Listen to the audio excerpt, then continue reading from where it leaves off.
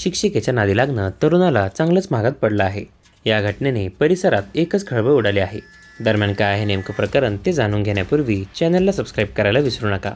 20 तारखेला मध्यरात्री 2:30 ते 3 वाजेच्या सुमारास अज्ञात संशयितांनी डोक्यात तीक्ष्ण हत्याराने वार करून एका तरुणाची हत्या केली। पंचवटी पोलीस ठाण्यात अज्ञात व्यक्तीविरोधात खुनाचा गुन्हा दाखल करण्यात आला। मृत तरुणाचं नाव गगन कोकाटे असल्याचं समोर आलं। सकाळी काही लोकांना गगनचा मृतदेह रक्ताच्या थाळ्यात पडलेला दिसला। ही घटना पंचवटी पोलिसांना कळवण्यात आली। घटनास्थळी पोहोचून पोलिसांनी तपास सुरू केला। गगनच्या खिशातून पोलिसांना एक चिठ्ठी मिळाली। यावरून प्रेम प्रकरणातून गगनची हत्या झाल्याचा संशय पोलिसांना आला। त्या दिशेने पोलिसांनी तपास सुरू केला। मृत गगनचे वडील सहाय्यक पोलीस उपनिरीक्षक प्रवीण कोकाटे हे काही दिवसापूर्वीच पोलीस सेवेतून निवृत्त झाले होते। गगन हा त्यांचा धाकटा मुलगा होता। गगनच्या मृत्यूने त्यांच्यावर दुःखाचा डोंगर कोसळला आहे। गगनच्या खिशातून मिळालेल्या त्या चिठ्ठीवरून पोलिसांनी तपास सुरू केला आणि या प्रकरणी नाशिकमधल्या एका शाळेतील शिक्षिकेला ताब्यात घेण्यात आलं।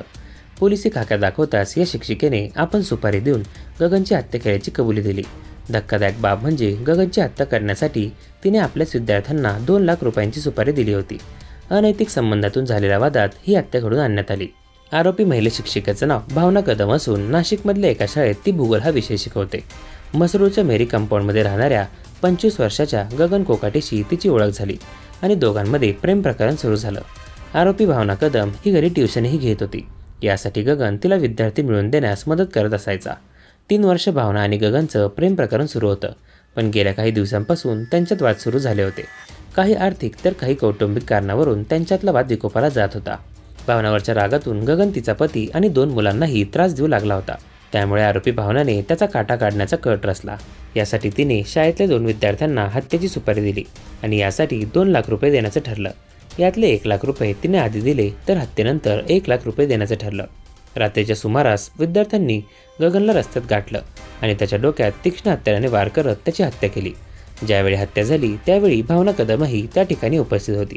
त्यानंतर सकाळी जेव्हा पोलीस घटनास्थळी दाखल झाले त्यावेळी देखील भावना कदम तिकडे पोहोचली आणि गगन मृत झालाय याची खात्री करून घेतली।